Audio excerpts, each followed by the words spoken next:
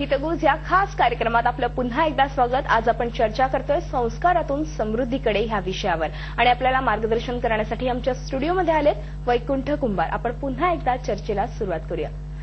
Sir, खरं तर आपण असं म्हटलं जातं की आईच्या गर्भात मूल असताना त्याच्यावरती संस्कार सुरू होतात। मग ते कसे आणि त्यासाठी आईने काय काळजी घ्यावी आणि वडिलांनी होणाऱ्या बाळाच्या वडिलांनी कशी काळजी घ्यावी त्याबद्दल सांगा। आज संस्कार हा शब्दच किंवा हे विशेषणच असं आहे की ते खरंच तुम्ही जसं म्हणालात की आईच्या पोटात असल्यानंतर त्या बाळावर संस्कार चालू होतात, तर अगदी सत्य आहे। आपण नेहमी ऐकतो की घरामध्ये जर चांगलं वातावरण ठेवलं, चांगल्या विचारांची एनर्जी ठेवली, दररोज सकाळी देवाला दिवा लावला किंवा हे सगळे संस्कारांच्या ज्या रूढी परंपरा आलेल्या आहेत, याच्यामध्ये मी आजच्या युगात तरी असं सांगू शकेल की प्रत्येक आईने आपल्या बाळावर योग्य संस्कार होण्यासाठी घरामध्ये इतकं सुंदर वातावरण आणि सकारात्मक वातावरण ठेवावं की मोठ्याने चिडून बोलण्यापेक्षा अगदी प्रेमाने बोलेपर्यंत, तर कुटुंबामध्ये दररोज सकाळी उठल्यापासून प्रार्थनेने सुरुवात करून संध्याकाळी झोपताना सुद्धा परमेश्वराचे आभार मानण्यापर्यंत हे सगळे संस्कार आहेत, हे आपोआप तिने आत्मसात करावेत। आणि घरामध्ये हे सगळं वातावरण ठेवताना कुटुंबातल्या सभासदांना तिने आपल्याशी एकत्रित घ्यावं, एकरूप झाले पाहिजे। कुटुंबामध्ये कुठल्याही कुणाच्याही मनामध्ये कुणाबद्दल न्यूनगंड नसला पाहिजे, भेदभाव नसला पाहिजे। ती जिज्ञासा किंवा तो जो भाव आहे तो न्यूनगंड आहे एक वातावरणाच्या रूपाने घरामध्ये असतो आणि त्याचा परिणाम आपोआप होतो।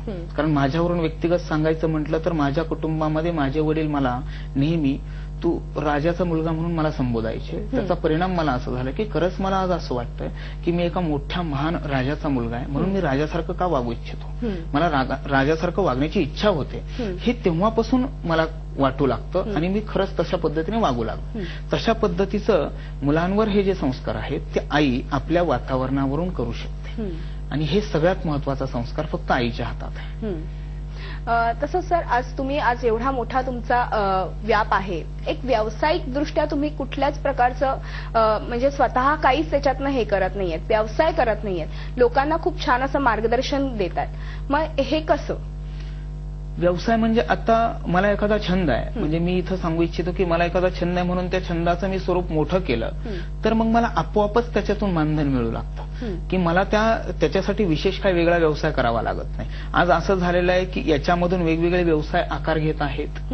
मग आमचा कन्स्ट्रक्शनचा व्यवसाय असेल, मग आमचा लोकांसाठी वेगळ्या सेवा सुविधा देण्याचा व्यवसाय असेल, याच्यामध्ये हा सगळा आपोआपच आकार घेत जातो आणि येणाऱ्या 5 ते 6 वर्षामध्ये हा एवढा मोठा आकार घेणार आहे की प्रत्येक कुटुंबाला हक्काने इथं येता येईल की माझं उत्पन्न एवढं आहे आणि मला या पद्धतीचं स्वप्न मिळवायचं, यश मिळवायचं, तुम्ही मला मदत करा, असं त्याला एक व्यासपीठ असणार आहे। त्यामुळे व्यवसायाची जी संकल्पना आहे आमच्या संस्कार ग्रुपमध्ये ती अशी आहे की आपण सगळेजण एकत्र येऊया, आपल्या सगळ्यांच्या परीने आपण एकत्र पैसे गोळा करूया आणि त्याच्यातून व्यवसाय उभे करूया आणि एकत्र काम करूया। जसं आपण म्हणतो एक गाव एक काम एक उत्पन्न, त्या पद्धतीने आमचं एक ग्रुप एक उत्पन्न आणि त्याच्यातून नफा वाटून घेऊया की जेणेकरून प्रत्येकाला आनंद समान मिळेल। आणि आमची एक मुख्य संकल्पना आहे की मी एकट्याने मोठं होण्यापेक्षा किंवा मी एकट्याने 2 फूट उंच होण्यापेक्षा प्रत्येकाने अर्धा इंच उंच होऊया, पण समान होऊया।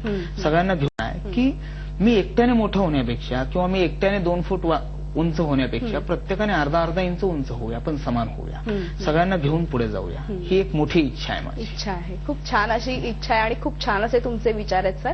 मात्र संस्कार ग्रुपचे जे काही सेवा पुरवतायत तुम्ही, त्या कुठल्या शहरांमध्ये आहेत आणि ह्याचं मेंबर कसं होता येतं? संस्कार ग्रुपच्या सेवा पुरवण्यासाठी आता तर आम्ही पुणे जिल्ह्यात, जिथं आमचं आळंदी इथून स्थापना झालेली आहे त्याच्याजवळच वडमुखवाडी येतं ऑफिस आहे आमचं, संपूर्ण पुणे जिल्ह्यामध्ये आम्ही ही सेवा पुरवतो। आता आम्ही पूर्ण महाराष्ट्रावर पोहोचतो आहोत, आमच्या महिला खेडोपाडी चाललेल्या आहेत। आता आम्ही तशी टीम तयार करतोय, म्हणजे प्रति वैकुंठ कुंभार आम्ही तयार करतोय आणि आता तशी टीम तयार होत आहे। आणि मग ही एकदा तयार झाली की आम्ही आता येणाऱ्या वर्षभरामध्ये महाराष्ट्रातल्या जवळपास निम्म्या तरी जिल्ह्यांमध्ये पोहोचू। आता सुद्धा आम्ही ज्यांना इच्छा आहे त्यांना त्यांच्या जिल्ह्यामध्ये त्या सेवा देऊ शकतो, ते सेवा घेऊ शकतील। आमच्या हॅपी फॅमिली पॅकेजच्या सगळ्या सेवा त्यांना तिथे मिळतात आणि सगळी व्याख्यानं वगैरे आम्ही त्या ठिकाणी अरेंज करू शकतो। त्यामुळे आमची इच्छा आहे की संपूर्ण महाराष्ट्रभर ह्या 2 ते 3 वर्षामध्ये पोहोचणार आहोत आम्ही। सर, तुम्ही इथे आलात आणि खूप छान असं मार्गदर्शन केलं, आज संस्काराविषयी खूप छान अशी माहिती दिलीत आमच्या प्रेक्षकांना, त्याबद्दल तुमचे मनपूर्वक धन्यवाद आणि तुमच्या कार्याला आमच्या मनपूर्वक शुभेच्छा। धन्यवाद। झी 24 तास मध्ये आज आपण इथेच थांबतोय। तुम्ही पाहत राहा झी 24 तास, एक पाऊल पुढे।